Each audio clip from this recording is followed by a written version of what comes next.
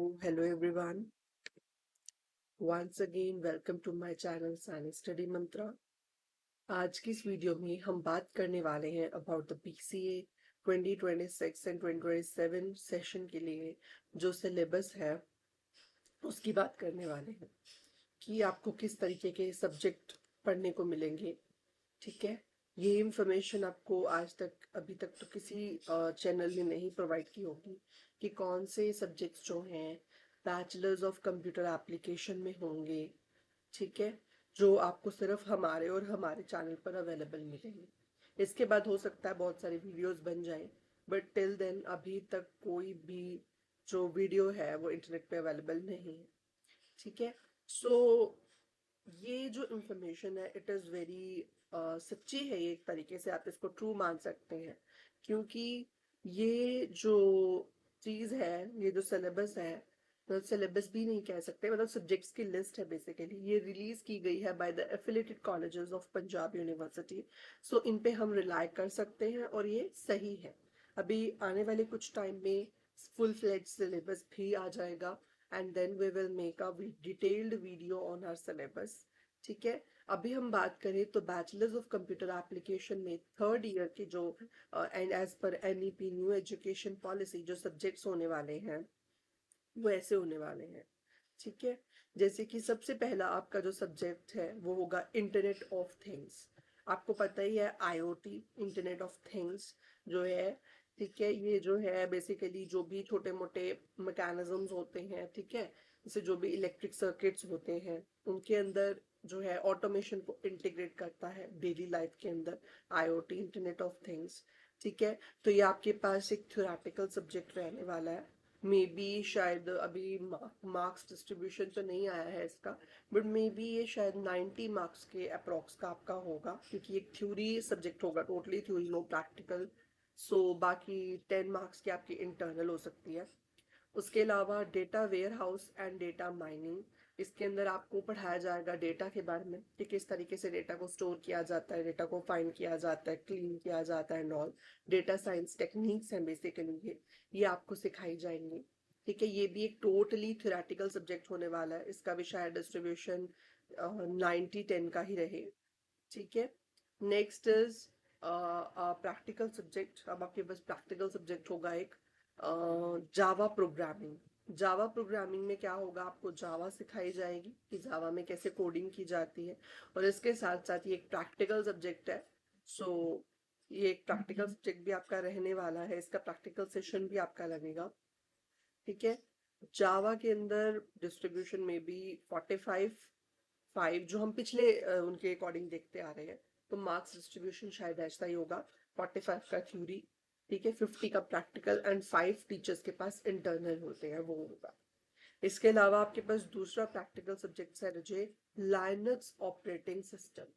Linux operating system, अब आप कहोगे हम पिछले ही सेमेस्टर में तो पढ़ के आए हैं अबाउट द ऑपरेटिंग सिस्टम, और उसके अंदर लाइनक्स भी था। ठीक है, बट उस टाइम पे आपने लाइनक्स का प्रैक्टिकल वर्जन नहीं देखा था। सो इसीलिए अब आपको डिटेलली, मतलब एक ऑपरेटिंग सिस्टम के बेसिक्स आपको बता दिए गए हैं। अब आपको सीधा जो कमांड्स हैं वो प्रैक्टिकली प्रैक्टिस करवाई जाएंगी इन लाइनक्स ऑपरेटिंग सिस्टम। ठीक है, तो लाइनक्स ऑपरेटिंग सिस्टम का आपके पास प्रैक्टिकल होगा, आपको कमांड्स चलाकर देखनी होंगी over the Linux operating system. ठीक है, इसका डिस्ट्रीब्यूशन भी 45, 5 एंड 50 ही रहने वाला है मे बी। ठीक है, बाकी एज पर यूनिवर्सिटी कुछ भी चेंज कर सकते हैं वो एट द एंड मोमेंट पे, वी विल डोंट नो। ठीक है, बट लिस्ट यही रहने वाली है, सब्जेक्ट्स यही रहने वाले हैं। ठीक है, और कुछ टाइम में आने वाले हफ्ता 10 दिन में शायद आपका सिलेबस भी डिटेल रिलीज हो जाए। इसके अलावा आपका जो नेक्स्ट सब्जेक्ट है, फर्स्ट हो गया, सेकंड हो गया, और third, fourth and fifth subject जो है आपका, that is C# with .NET framework. यहाँ पर आपको C# में कोडिंग सिखाई जाएगी कि C# में कोडिंग कैसे करते हैं। इसी के साथ साथ .NET फ्रेमवर्क के अंदर कैसे कोडिंग करते हैं वो भी आपको सिखाया जाएगा। ठीक है, जो बेसिकली एप्लीकेशंस बनाने के लिए यूज होता है। इसके अलावा आपको यहाँ पर एक प्रैक्टिकल सब्जेक्ट रहने वाला है, तो इसका डिस्ट्रीब्यूशन भी मे बी 45, 5 एंड 50 रहने वाला है। इसके अलावा आपको पता होगा कि फोर्थ सेमेस्टर के एंड के बाद से ही आपको जो है एक इंटर्नशिप जो है वो ज्वाइन करनी थी। ठीक है, तो वो इंटर्नशिप आप सबकी होप अच्छी चल रही होगी। ठीक है, उसके बाद जो है आपका प्रोजेक्ट वर्क आपने कुछ किया होगा वो आपको कॉलेज वालों को दिखाना है। और जो ये आप इंटर्नशिप कर रहे हैं इसके जो भी क्रेडिट्स या मार्क्स लगने होंगे वो आपके 5th सेमेस्टर के अंदर इंक्लूड होकर ही लगेंगे। ठीक है, this is all about the 5th semester. Next is 6th semester. अब पहले क्या होता था, पहले 5th सेमेस्टर के अंदर जनरली जावा पढ़ाई जाती थी, ठीक है, पीएचपी पढ़ाई जाती थी, और इसके अलावा इसमें आपको डिस्क्रीट मैथ्स देखने को मिलता था। ठीक है, तो ऐसे कुछ आपको सब्जेक्ट देखने को मिलते थे। परंतु एज पर एनईपी यहाँ पर चेंजेस हुए हैं। कंप्यूटर नेटवर्क्स भी आपको पहले 5th सेमेस्टर में देखने को मिलता था, पर अब जो आपका 6th सेमेस्टर का सिलेबस है उसके अंदर आपको ये चीजें देखने को मिल रही है। जैसे 6th सेमेस्टर के अंदर आपको देखने के लिए मिलेगा computer networks. Computer network subject जो है आपको लास्ट 6th सेमेस्टर में देखने को मिलेगा। अगर कोई 4 ईयर डिग्री कर रहा है तो 7th एंड 8th ऑनर्स भी करेगा। ठीक है, तो कंप्यूटर नेटवर्क्स आपको देखने को मिलेगा। इसका मार्क डिस्ट्रीब्यूशन भी मे बी 90 एंड 10 का रहने वाला है। इसके अलावा है रजी बिग डेटा एनालिटिक्स। यहाँ पर आपको शायद जो भी पाइथन लाइब्रेरीज हैं वो आपको शायद इंट्रोड्यूस कराई जा सकती हैं, लाइक नमपाई, पांडाज एंड ऑल। ठीक है, जिससे हम data cleaning, data pre processing जो हम पिछले सेमेस्टर में थ्योरेटिकली सीख के आएंगे वहां पर हम शायद कर कर देखें। बट ये भी एक थ्योरेटिकल ही सब्जेक्ट है, तो आपको शायद थ्योरेटिकली ही बताया जाएगा कि ये चीज ऐसे हो रही है। ठीक है, तो प्रैक्टिकली तो मे बी आपको ना करवाए, तो इसका डिस्ट्रीब्यूशन भी मे बी 90-10 का रहे। ठीक है, इसके अलावा है कंप्यूटर ग्राफिक्स एंड मल्टीमीडिया। जो computer graphics and multimedia subject है ये टोटली जो है कोडिंग सब्जेक्ट है। ठीक है, इसके साथ इसमें थ्योरेटिकल तो होगा बट कोडिंग का भी उतना ही इंपॉर्टेंट रोल होता है। इसके ये सब्जेक्ट हल्का सा डिफिकल्ट रहता है स्टूडेंट्स के लिए, क्योंकि इसके अंदर हमें ग्राफिक्स को जो है वो डिस्प्ले करवाना होता है स्क्रीन पे यूजिंग कोडिंग। ठीक है, सो ये आपके पास हो गया।